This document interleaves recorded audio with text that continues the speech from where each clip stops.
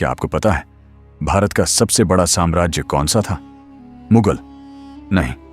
गुप्त? नहीं। भारत का सबसे विशाल, सबसे शक्तिशाली और सबसे अनुशासित साम्राज्य था मौर्य साम्राज्य। एक ऐसा साम्राज्य जो बंगाल से अफगानिस्तान, कश्मीर से कर्नाटक तक एक ही सम्राट के नियंत्रण में था। आज की भाषा में कहें तो अखंड भारत। लेकिन यह सब एक दिन में नहीं बना। इसके पीछे था खून, प्रशिक्षण, राजनीति, जासूसी और 3 महान राजाओं का संघर्ष, चंद्रगुप्त, बिंदुसार और अशोक। आज आप सुनने वाले हैं अखंड भारत के निर्माण की अजेय और अविश्वसनीय कहानी। मगध में एक युवा लड़का, गरीब, बेघर, भूखा, अपनी किस्मत के बदलने का इंतजार कर रहा था। चंद्रगुप्त मौर्य। उसे पता भी नहीं था कि उसकी जिंदगी बदलने वाली है। और एक ब्राह्मण, चाणक्य, पूरे भारत का नक्शा बदलने वाला है। उस समय मगध पर नंद वंश का शासन था, एक ऐसा शासन जो जनता को दबाता था। और राजा धनानंद अपने खजाने और शक्ति पर घमंड करता था। एक दिन धनानंद ने चाणक्य का अपमान किया और उसी पल चाणक्य ने शपथ ली, मैं मगध को ऐसे राजा के हाथों में दूंगा जो इस धरती का गौरव बनेगा। यही शपथ बनी अखंड भारत के बीच चंद्रगुप्त की खोज और प्रशिक्षण। चाणक्य ने चंद्रगुप्त को ढूंढ निकाला। उसकी आंखों में साहस था, दिल में आग थी और शरीर में असाधारण शक्ति। चाणक्य ने उसे सिखाया शास्त्र विद्या, नीति शास्त्र, युद्ध कौशल और सबसे महत्वपूर्ण राजनीति। चंद्रगुप्त ने सबसे पहले मगध के आसपास के लोगों का समर्थन जीता। फिर उन्होंने गुरिल्ला युद्ध का इस्तेमाल किया। रात के अंधेरे में नंद सेना को पता भी नहीं चला कि कैसे एक एक करके उनका साम्राज्य ढहता जा रहा है। आखिरकार मगध के महल के द्वारों पर चंद्रगुप्त की सेना आग सी चमकती आंखों के साथ खड़ी थी और अंत में मगध जीत लिया गया। अखंड भारत की पहली नींव रखी जा चुकी थी। लेकिन मुश्किलें अभी खत्म नहीं हुई थीं। पश्चिम से एक बड़ा खतरा आया। सेल्यूक्स निकेटर, सिकंदर का सेनापति।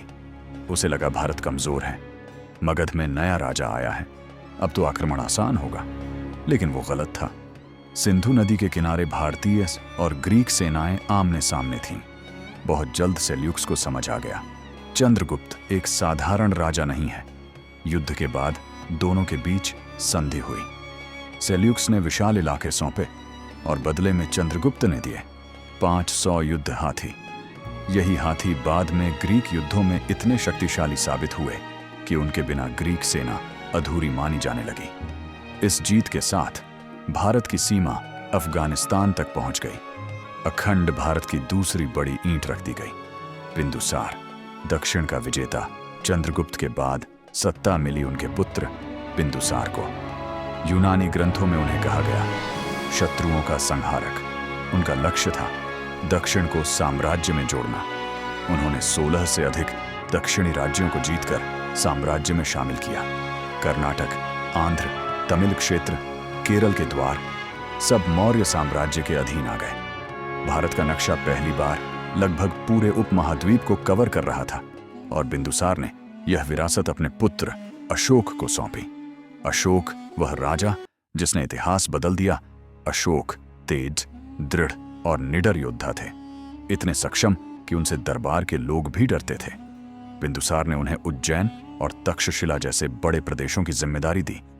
अशोक ने विद्रोह शांत किए, व्यवस्था बनाई और जनता का भरोसा जीता।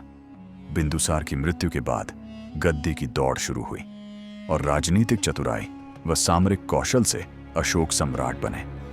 अब भारत के नक्शे पर वो राजा बैठा था जो अखंड भारत को पूरा करेगा। कलिंग युद्ध, भारत का सबसे रक्तपातपूर्ण युद्ध। एक ही राज्य मौर्य साम्राज्य से बाहर था, कलिंग, आज का ओडिशा। ये शक्तिशाली था और सामरिक दृष्टि से अत्यंत महत्वपूर्ण। अशोक ने शांति से समझाने की कोशिश की, लेकिन कलिंग झुका नहीं। और फिर हुआ कलिंग युद्ध, भारत के इतिहास का सबसे भीषण युद्ध।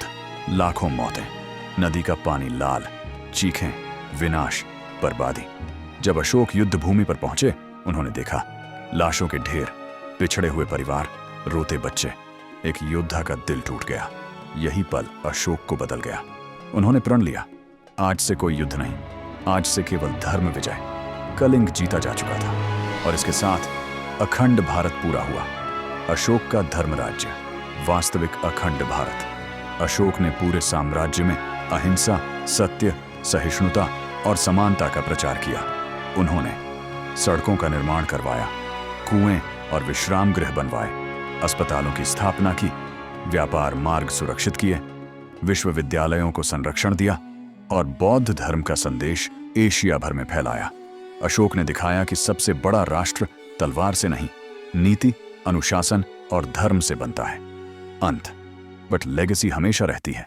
अशोक के बाद कमजोर उत्तराधिकारी आए, साम्राज्य धीरे धीरे टूट गया।